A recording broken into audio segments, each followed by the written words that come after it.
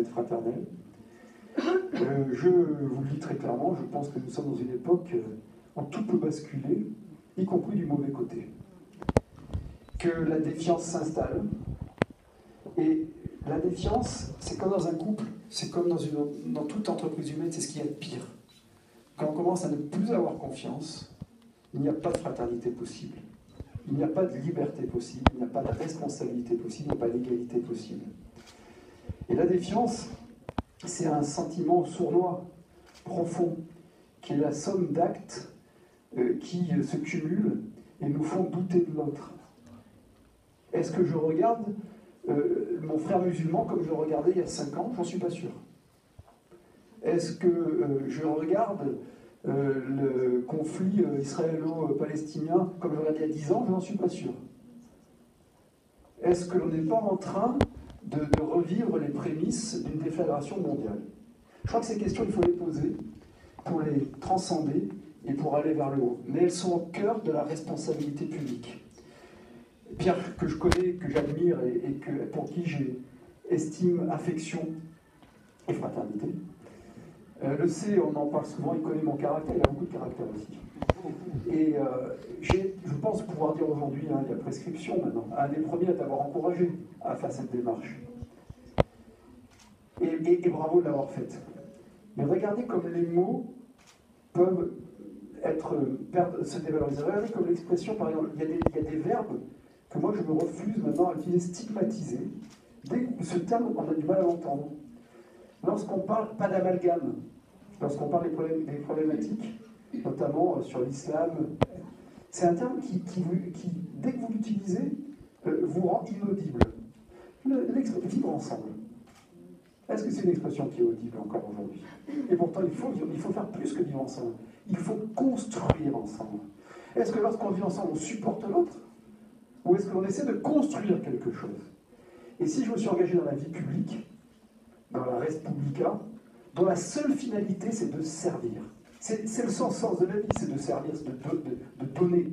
C'est ce qui donne du sens à la vie. C'est ce qui, lorsqu'on donne, lorsqu'on sert, on est bien dans sa peau, on est bien dans sa vie, tout le temps. Quelle que soit sa condition, quelles que soient les difficultés. C'est précisément parce que j'ai eu l'intime conviction que ma génération devait penser à nos enfants, à nos petits-enfants, et qu'on ne pouvait pas accepter ce monde de violence qui est en train de se développer. Que l'on devait aller toujours essayer de chercher chez l'autre ce qui rassemble, non pas ce qui divise. D'essayer de transcender nos craintes, nos peurs, nos haines parfois. Parfois un peu légitimes, mais souvent tellement illégitimes, parce que précisément elles se fondent sur l'amalgame et qu'elles stigmatisent.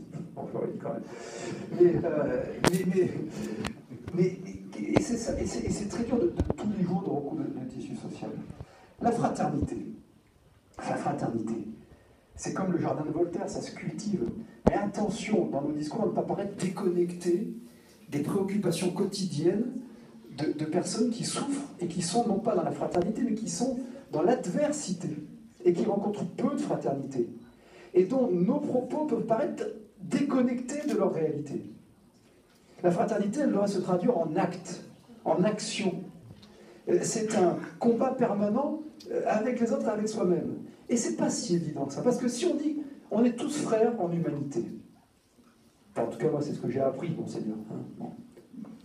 On est tous frères en humanité. J'ai entendu ça depuis que je suis enfant. Et je le pense.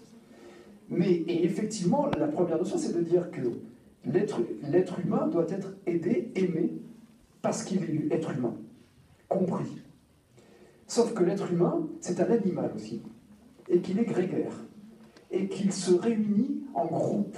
Et on peut dire ce que l'on veut ici, c'est incontournable. C'est incontournable, à mon sens. Incontournable. Alors peut-être qu'il y a 10 ans, je pensais à autre chose, mais avec l'âge, je deviens réel, je ne sais pas. Bon, en tout cas, je deviens anthropologue. Je pense que c'est incontournable. Donc la fraternité, si ce terme existe, c'est qu'il n'est pas synonyme d'humanité. L'humanité implique la fraternité, à mon sens. La fraternité est consubstantielle de l'humanité. Mais la fraternité, c'est autre chose que l'humanité. Et la fraternité renvoie à l'altérité. Il ne peut pas y avoir fraternité s'il n'y a pas altérité. Autrement, le terme de fraternité n'existe pas, c'est l'humanité. Ça renvoie forcément à la différence. Et donc, cela pose la question fondamentale de la construction en commun. Qu'est-ce que l'on construit en commun? Et je crois qu'on ne se sortira de cette époque négative, de crise, de violence, d'adversité, de peur, de défiance, que si on arrive à faire en sorte que l'être humain, dans son identité, ait une identité complexe et construise plusieurs communautés qui se croisent. J'appartiens à une communauté religieuse si j'ai la foi. Je suis musulman, juif, catholique, orthodoxe, bouddhiste, je peux être athée, agnostique, c'est autre chose. Mais c'est une forme de communauté et cette fraternité s'exprime dans cette communauté. Je me sens atteint dans ma chair, parce que c'est ça, ça on voit à la fraternité, c'est la chair. Lorsque un chrétien d'Orient est martyrisé, parce que c'est ma communauté chrétienne. Je me sens atteint dans ma chair lorsque tout être humain est matériel. Ça, c'est lorsque j'atteins la béatification, mais je crois que je n'y arriverai pas. Je me sens atteint aussi lorsque le drapeau français est souillé parce que je suis musulman ou athée ou je suis français. C'est ma communauté nationale. C'est la communauté de règles et de normes de vivre en commun, donc ensemble. Et on ne peut pas, et on peut appeler ça nation, ce que vous voulez, il y aura toujours un groupe humain qui produira des normes, qui produit des règles et auxquelles on doit se tenir. Et c'est en cela que le défi que vous êtes lancé, il est indispensable, mais incommensurable, et tellement vital. Et mon rôle à moi, c'est de rappeler qu'il y a une communauté dont je ne suis pas le pasteur, parce que je n'en ai pas la compétence, mais dont je suis le représentant, c'est la communauté communale de Cannes. Cette communauté communale, c'est une communauté de destin. Et mon obsession, toujours, a été de créer une énergie positive qui fait qu'on soit riche ou pauvre. On a beaucoup de riches et beaucoup de pauvres à Cannes. Que l'on soit vieux ou jeune, que l'on soit musulman, converti ou musulman immigré de vieille génération musulmane, ou juif Lubavitch, ou juif non Lubavitch, je ne sais pas comment on dit, du consistorial, voilà. Que l'on soit catholique, protestant, que l'on soit agnostique, athée, que l'on s'en foute un peu, ce qui arrive aussi chez certains, et ce qui peut de temps en temps aider aussi à passer le moment. Eh bien, je me sens cannois et je me sens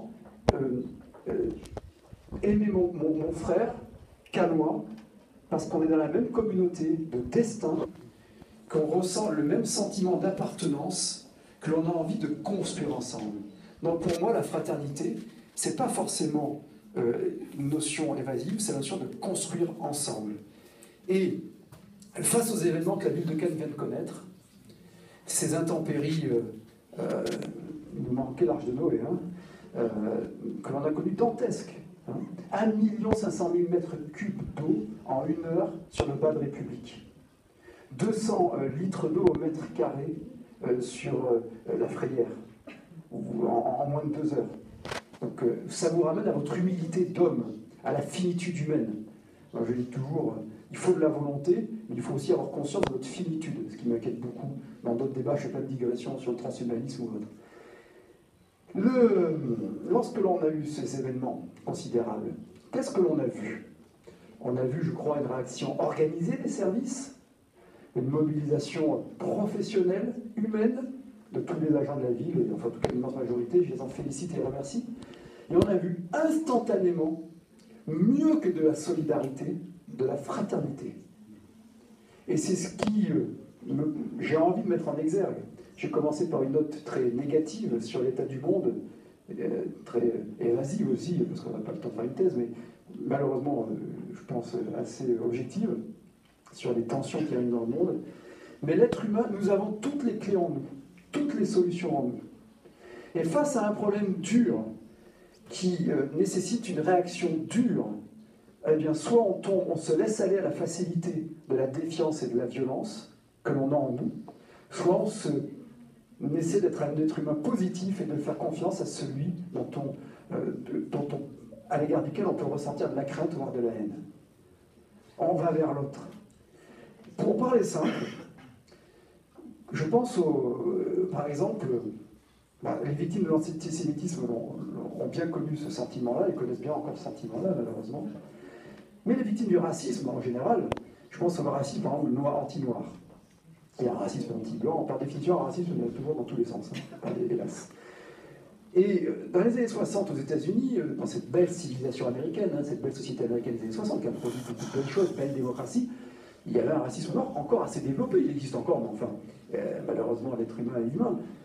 Eh bien, comment vous résumez ce que j'essaie de dire depuis tout à l'heure? C'est que je crois que face à ce problème réel de racisme, il va aller mieux être du côté de Martin Luther King que de Malcolm X. Voilà. Et c'est vrai face à toutes les adversités. Alors Malcolm X, il avait la séduction aussi, hein. Il ne disait pas que des choses fausses, mais il emmenait les Noirs américains vers une guerre civile destructrice et porteuse d'exclusion. Parce que, il y a une vérité, c'est que les radicaux se rencontrent toujours, s'alimentent toujours. Les expressions extrémistes, qu'elles soient xénophobes, racistes, antisémites, islamistes radicales, nationalistes, qui n'est pas la même chose que le patriotisme, s'alimentent toujours les unes les autres. Et que ce combat de la fraternité que vous avez engagé, mes amis, bravo, on en est au début, on essaiera de vous accompagner.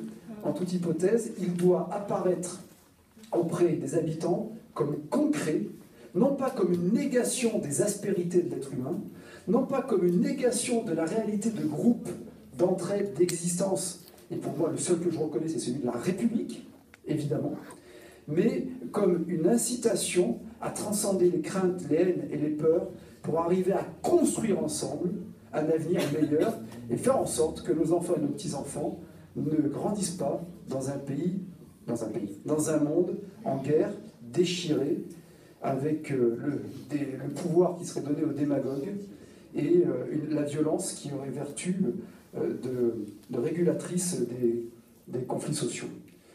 Voilà, je ne sais pas si c'est très précis ce que je vous ai dit, en tout cas, c'est ce qui m'est venu à l'esprit. Je suis très très heureux et toujours un peu sous le coup de l'émotion de ces intempéries parce qu'on a passé jour et nuit. On a vécu le pire à Cannes. Ceux qui viennent de l'extérieur ne perçoivent pas forcément, même des gens qui vivent à Cannes ne perçoivent pas tout, mais on a des situations très très douloureuses aujourd'hui, encore plus aujourd'hui parce qu'un mois après, les personnes sont face au rien, au néant, au vide. On a essayé tous, pour beaucoup d'entre nous, de tout donner face à cette situation, mais on a, que l'on retire au moins de cette tragédie humaine, par des morts, tragédie matérielle, donc humaine, parce qu'on ne peut pas séparer les deux. Quelqu'un, une femme seule, une veuve, qui perd toutes les photos de sa famille, les photos de son mari défunt, moi je me suis retrouvé avec des situations... c'est un drame humain, c'est pas un drame matériel, voilà, c'est un drame humain. Et bien que l'on en retire le meilleur, d'une ville de Cannes qui est bien loin des clichés.